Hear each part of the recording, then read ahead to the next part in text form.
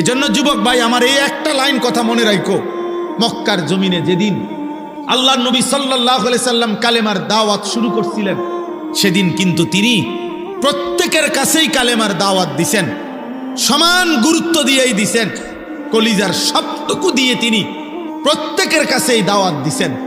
কিন্তু মহান আল্লাহ পাক রব্বুল আলামিন বলছিলেন, বন্ধু দাওয়াত আপনি দিতে থাকেন, আপনি বলতে থাকেন, কিন্তু আপনার জন্য যে কয়জন সাহাবা লাগবে আর আমার ইসলাম বিজয়ের জন্য বিশ্বময় যে কয়জন মোমেন সাহাবী লাগবে আপনার, এটা আমি নেব।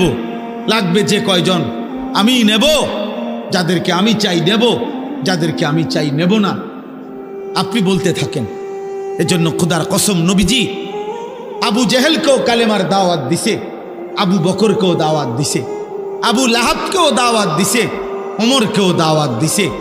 আসমানওয়ালা রব আরশ আজিমের মালিক আল্লাহ বলছে, বন্ধু আবু বকরকে আমি নিলাম, আবু জেহেলকে আমি নিলাম না, ওমরকে আমি নিলাম, আবু লাহাবকে আমি নিলাম না, ওসমানকে আমি নিলাম, উতবাকে আমি নিলাম না, আলীকে আমি নিলাম, শাইবাকে আমি নিলাম না। অথচ আল্লাহর কসম এরা যেই বংশের সাহাবী, ওরাও একই বংশের বেঈমান।